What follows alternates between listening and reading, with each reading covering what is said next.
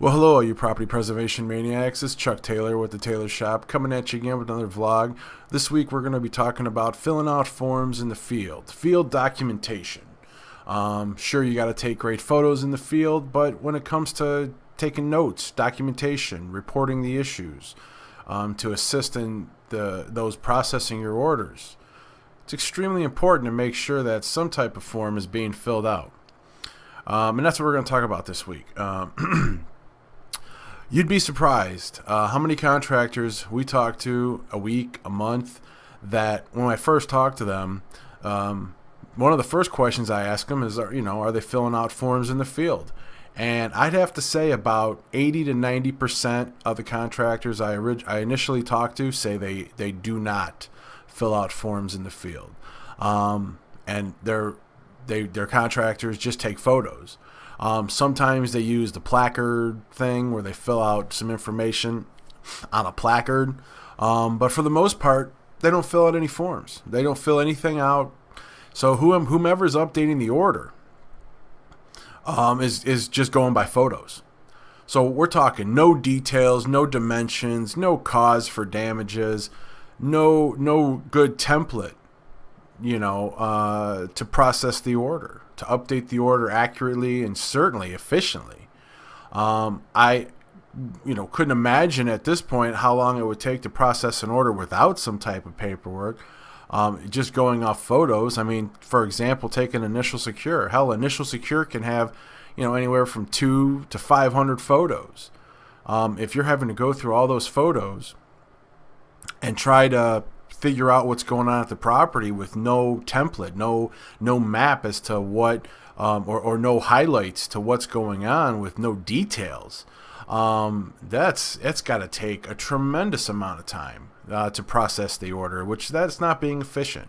So yeah, unfortunately, we talk with a lot of contractors that do not fill out forms in the field.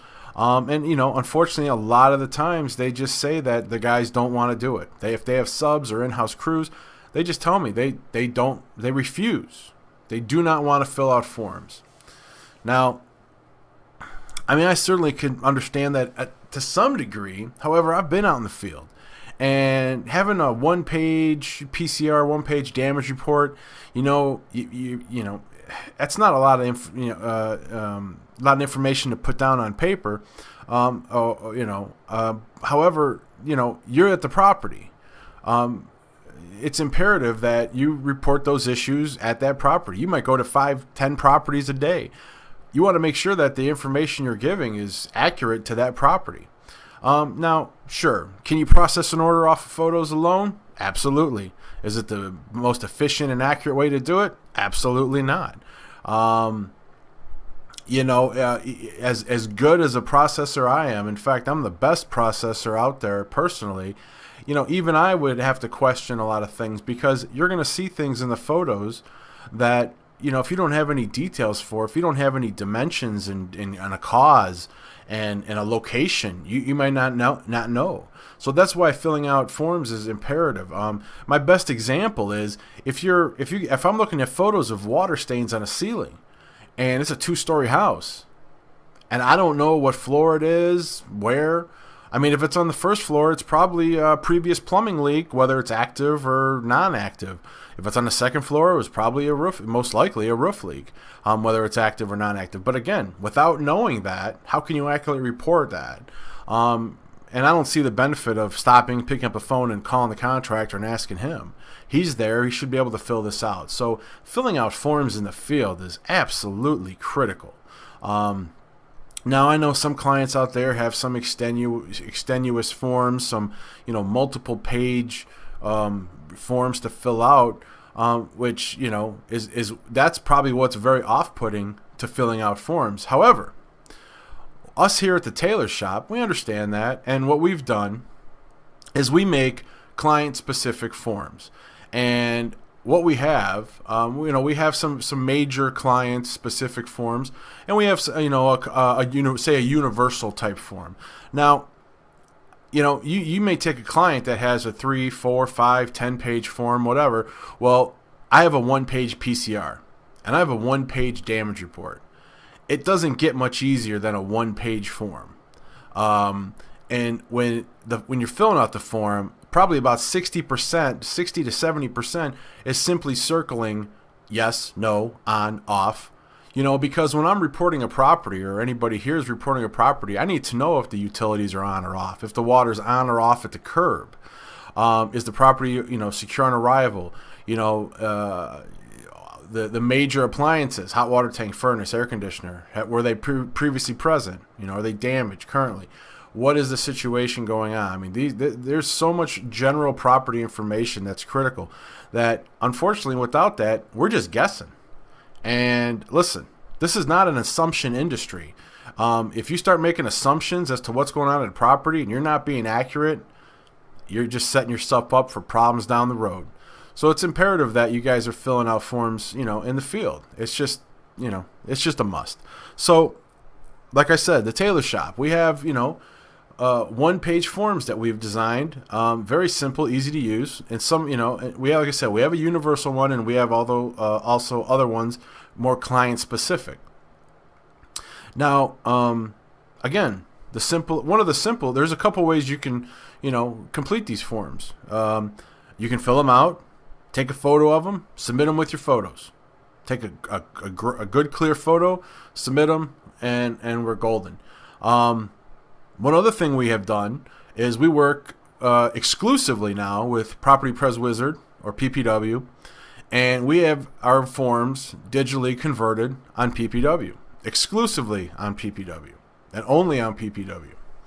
Now, what that means is our one-page, damage report PCRs, and if we have eviction forms, grass cut, maid service, REO specific forms, winterization only forms.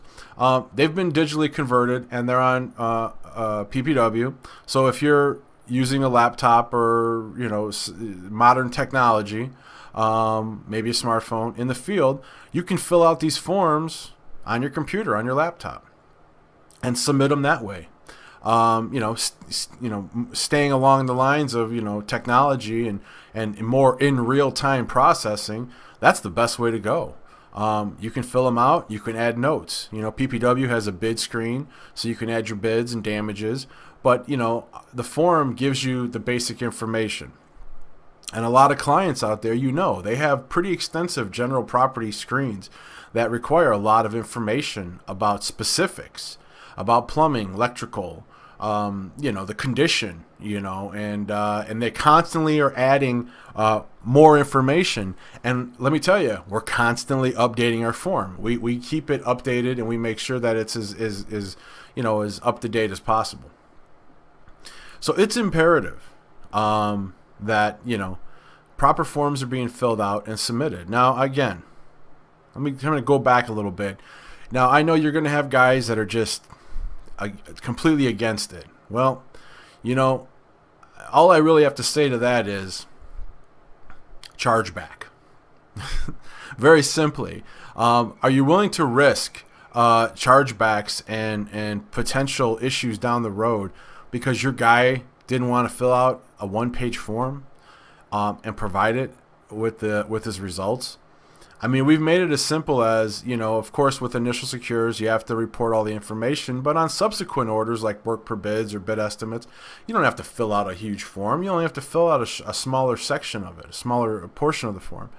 I mean, this, is imperative to processing efficiently and accurately.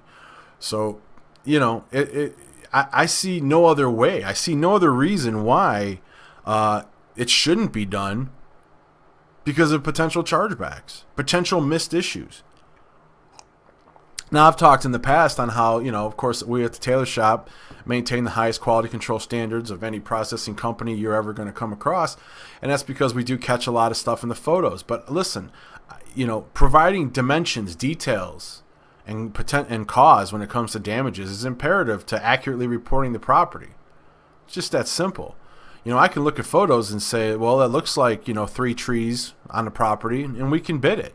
However, if it's 6 trees and he just didn't take a real good photo, or it just doesn't show it, but there's more justification. Now, granted, contractors should be providing accurate photos to support their bids. But let's just say, for example, we're bidding fascia maybe, and it looks like 10 feet of fascia, but it's more like 30 feet.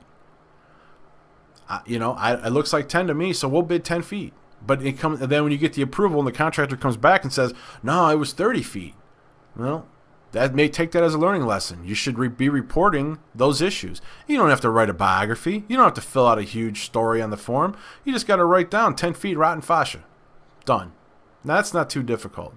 Or 30 feet or whatever the case is. But giving as many details and dimensions is going to not only make us, have us formulate a proper bid, but it's going to be accurately reporting the property and giving us all the information needed to process the order. I mean, I just don't understand it, how contractors have gotten by without filling out proper forms and documentation.